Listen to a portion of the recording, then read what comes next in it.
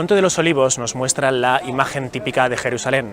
Detrás de mí podemos observar tanto la mezquita Al-Aqsa como la cúpula de la roca, y al fondo del todo una cúpula tras la cúpula de la roca que sería el propio Santo Sepulcro. Jerusalén, desde luego que desde esta posición te das cuenta de que si Dios existe, está en este lugar, la confluencia de las tres religiones. Lo cierto es que la vista desde aquí es absolutamente impresionante. Vamos a continuar recorriendo Jerusalén con más aventuras, más misterios y más historia sagrada.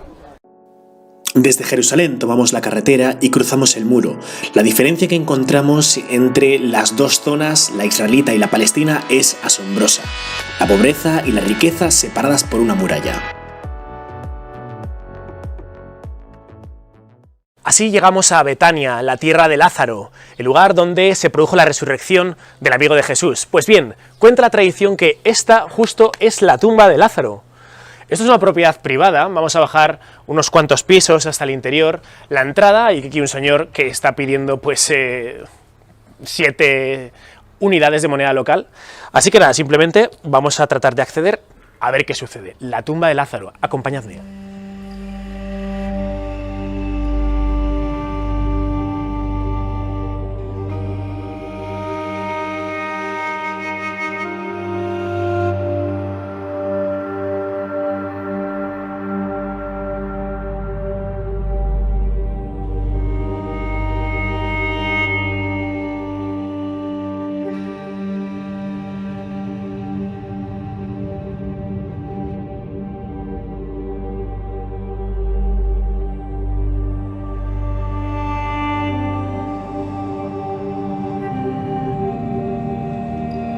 El Evangelio nos cuenta cómo en el momento en que muere Lázaro, amigo de Jesús, Jesús tiene conocimiento por parte de las hermanas de Lázaro, de María y de Marta, del fallecimiento de este. Muy apenadas estas, el momento en que Jesús llega justo al punto en el que nos encontramos, señala a los familiares de Lázaro que retiren la losa que bloquea la tumba. Una vez retirada, Jesús simplemente señaló: Lázaro, sal.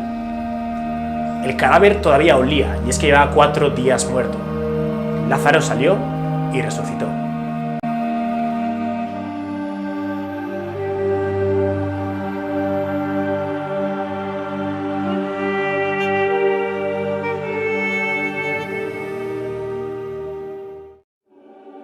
Orientados por el mapa de Mabada, la representación más antigua de Jerusalén, en concreto del siglo VI, nos dirigimos por las antiguas calles que transitó Jesús tratando de seguir sus huellas.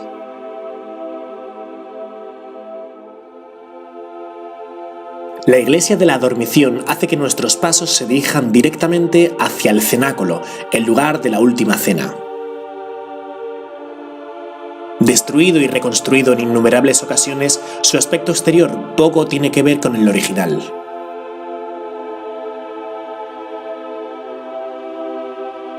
Este es uno de los lugares más famosos en el ámbito de la religión católica, y es que este punto es aquel en el que Jesús y los 12 apóstoles practicaron la última cena.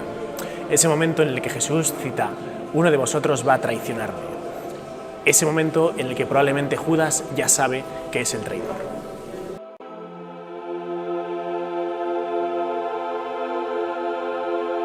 Tras la cena pascual, probablemente Jesús se dirigió con sus apóstoles aquí, al Monte de los Olivos. Tal vez esta fue la última vez que observó Jerusalén desde las alturas. Finalmente se dirigió al huerto de Getsemaní para tratar de orar y tomar conciencia del terror al que se iba a enfrentar. No cuesta demasiado imaginar a Jesús justo en este punto, los apóstoles adormecidos, y justo en ese momento llegando los romanos, junto con algunos sacerdotes del templo, dispuestos a apresar a Jesús. Justo aquí, el huerto de Getsemaní. Uno de los misterios que ocurrió aquí fue el hecho de que Jesús sudase sangre. En medicina es conocido como hematidrosis. Se produce cuando una persona sufre una tensión tan extrema, una angustia tan grande o un temor tan fuerte que pueden romperse las finísimas venas capilares que se encuentran debajo de las glándulas sudoríparas. La sangre entonces se mezcla con el sudor y aflora sobre la piel.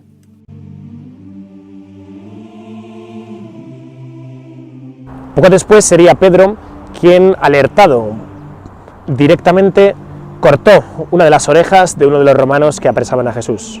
Y Jesús le pacificó diciéndole que se tranquilizase, que nada de violencia. Olivos como este pueden tener una vida de más allá de 2000 años, imaginad. Aquí en la iglesia de Getsemaní estamos observando la piedra de la sudoración, aquella piedra donde cuenta el Evangelio que Jesús sudó sangre, tal vez del terror que sentía por lo que le venía.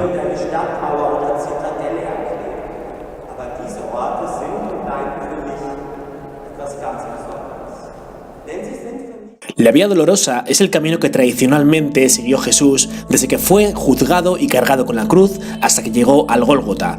Es cierto que el itinerario ha ido cambiando con el paso de los siglos, pero no es un obstáculo para que los peregrinos la realicen. Entrando por la Puerta de los Leones llegamos a la primera estación, el Monasterio de la Flagelación, el lugar donde Cristo fue juzgado por Pilato. La segunda estación está justo al lado, el lugar donde Pilato dijo: «He aquí el hombre». Entre la segunda y la tercera estación nos encontramos con esta pequeña capilla ortodoxa donde los miembros de la congregación griega creen que Jesús estuvo preso antes de entrevistarse con Pilatos. Si bien es cierto que ninguno de los evangelios habla de la tercera y cuarta estación, la tercera haría referencia a la primera caída de Jesús y la cuarta, probablemente la más emotiva, el momento en que Jesús se cruza con su madre. Hay que imaginar este momento.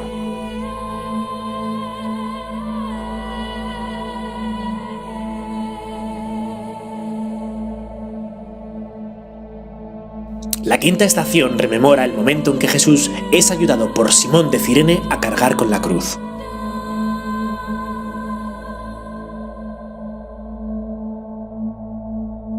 Justo en el flanco derecho de este oratorio encontramos una hendidura donde la tradición cuenta que Jesús se apoyó con su mano.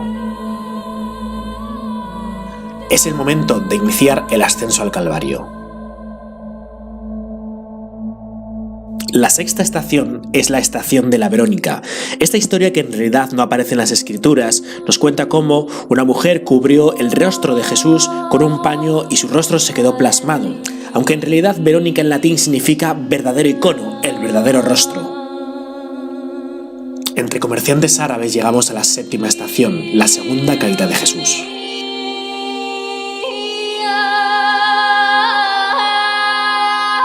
En la octava estación, Jesús se topa con las mujeres de Jerusalén y les dice: «Hijas de Jerusalén, no lloréis por mí, llorad más bien por vosotras y por vuestros hijos, porque si con el leño verde hacen esto, con el seco, ¿qué harán?». Y por fin ha llegado la hora de visitar el Santo Sepulcro. Vamos a acceder a su interior, este lugar de tantas batallas, tantas cruzadas, tantas muertes, por este punto, por lo que se halla en su interior. Vamos a tratar de recorrer todos sus recovecos y esta laberíntica iglesia, que desde luego que nos va a dejar indiferentes. Acompañadme.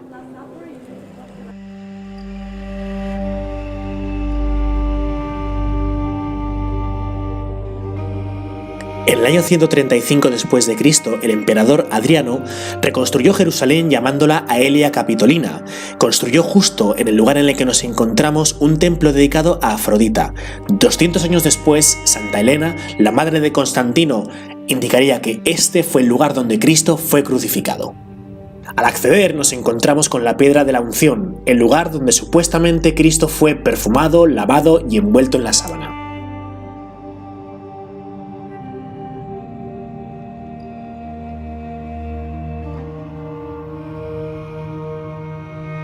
Y así llegamos a lo que la tradición nos cuenta que es el Calvario, el lugar exacto donde Jesús fue crucificado, el punto donde se encontraba la cruz. Esa roca de alguna forma justifica que nos hallamos en lo alto de una montaña.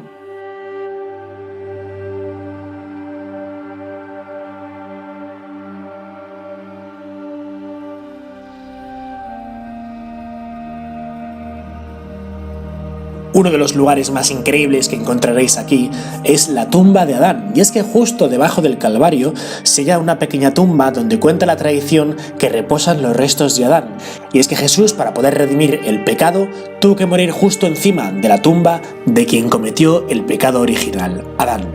Desconocemos dónde está la tumba de Eva.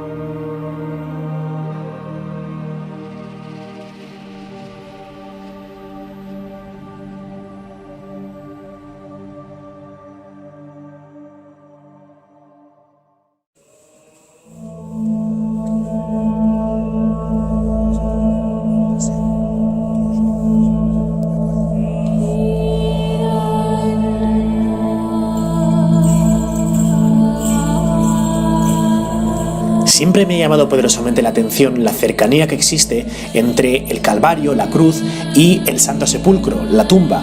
Y es que apenas bajando unas escaleritas llegaremos desde la cruz hasta el Santo Sepulcro.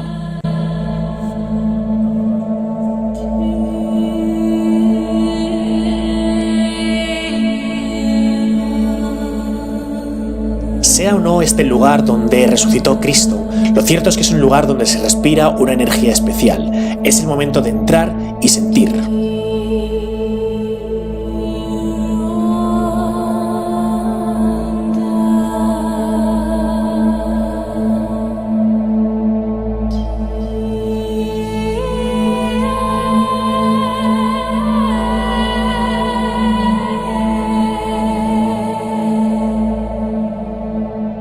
En el interior del Santo Sepulcro encontramos distintas instituciones del cristianismo que gestionan la Iglesia: los católicos, los griegos ortodoxos, los armenios, los coptos. Además, en su interior vamos a encontrar cuevas, y es que de alguna forma, de esta manera, trata de legitimarse el hecho de por qué justo en ese punto pudieron existir tumbas, y es que en estas cuevas vemos representadas el interior de tumbas de la época de Jesús.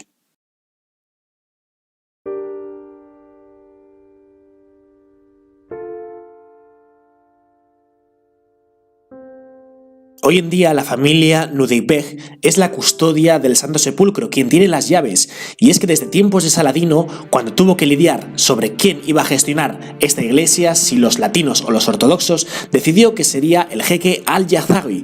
Hoy en día es su familia la custodia de este santo lugar.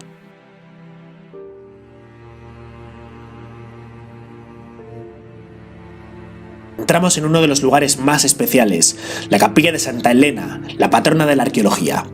Siendo muy anciana, Santa Elena se llevó a Jerusalén a una serie de obreros para tratar de encontrar los lugares santos. Al llegar, interrogó a los judíos, quienes le indicaron dónde se encontraba el Monte de la Calavera.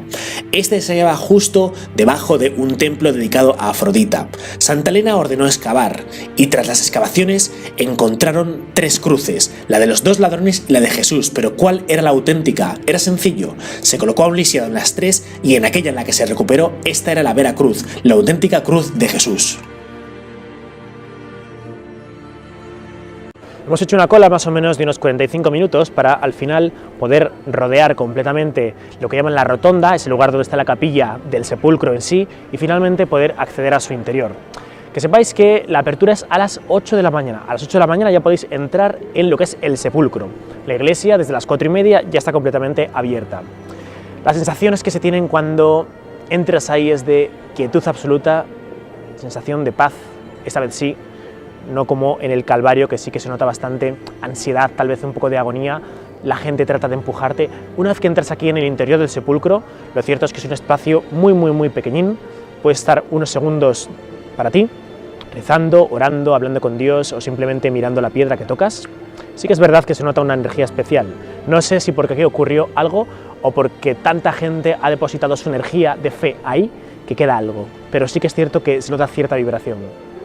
Aquí en la entrada del Santo Sepulcro podemos observar cómo hay 2 puertas. La segunda está absolutamente tapiada. Y sé que con la conquista árabe, el momento en que el Islam conquista Tierra Santa y especialmente Jerusalén, directamente tapian una de las 2 entradas, porque decían, total, como prácticamente no va a venir ningún cristiano, con una le sobra. En fin, acompañadme que seguimos con la próxima parada.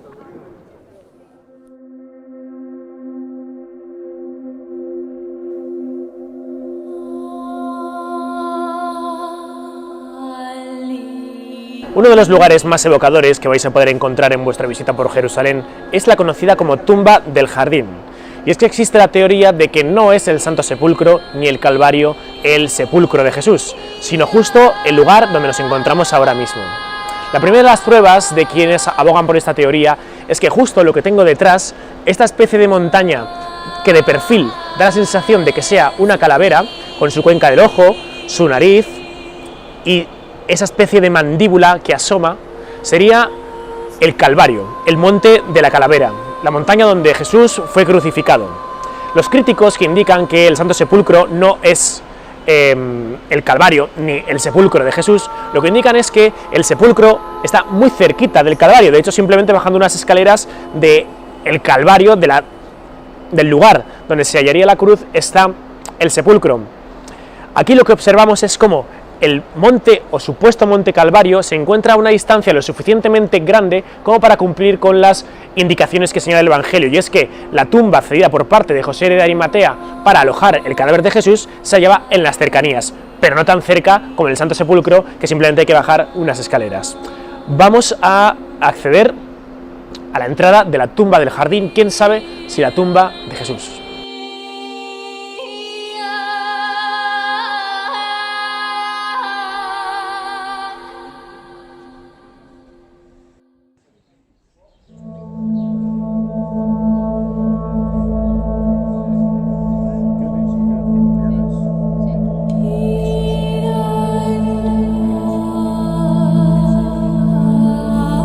Hoy sabemos que las crucifixiones se practicaban por parte de los romanos en Jerusalén extramuros, es decir, fuera de la muralla. Este lugar encajaría efectivamente con esa ubicación, no solo por la forma de la calavera de la montaña que se encuentra en los alrededores de este punto, sino porque además dicha tumba se encontraría fuera de las murallas. La pregunta, por tanto, ¿fue crucificado Jesús en la montaña que acabamos de ver y finalmente sepultado en este punto, en la tumba del jardín? Lo cierto es que este lugar es absolutamente tranquilo, evocador, y no hace falta tener demasiada imaginación para casi sentir a Jesús apareciendo delante de María Magdalena justo en este punto y con el jardín y los árboles que nos rodean. Desde luego que es un lugar absolutamente misterioso que vale muchísimo la pena de disfrutar, de sentir, porque la sensación que vais a tener aquí es de un auténtico remanso de paz. No hay agresividad, no hay tensión, todo es tranquilo.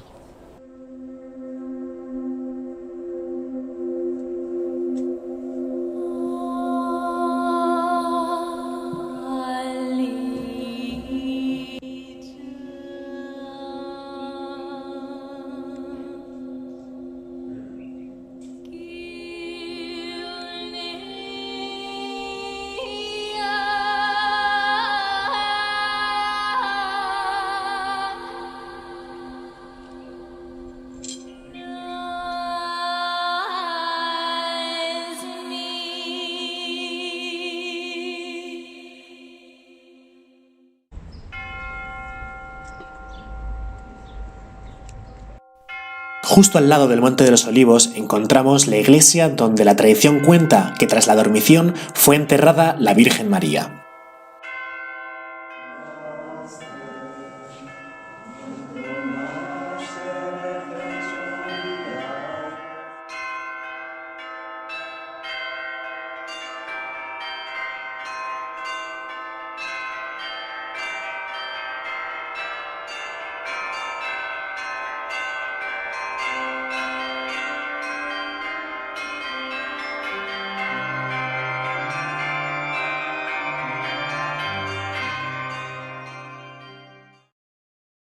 Casi como una máquina del tiempo, la Vía del Cardo, la calle principal de la antigua Jerusalén, se nos muestra como uno de los últimos lugares por los que transitaremos en nuestra visita.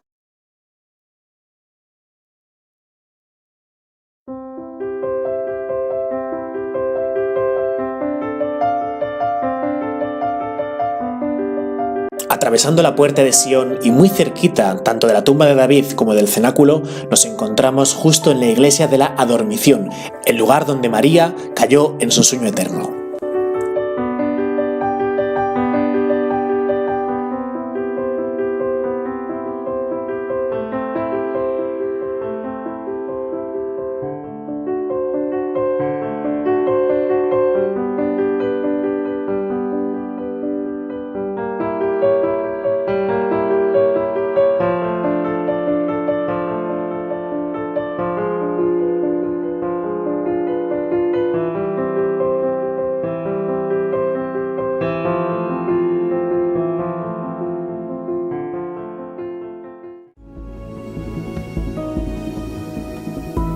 Las calles vacías de Jerusalén nos indican que es hora de terminar, pero hay un lugar en el que quiero concluir. Ascendemos al Monte de los Olivos. La Jerusalén nocturna nos alumbra con una esperanza, con una fe como ningún otro lugar del mundo, y es que Jerusalén significa ciudad de paz. Justo el mensaje que un hombre llamado Jesús predicó en esta parte del mundo.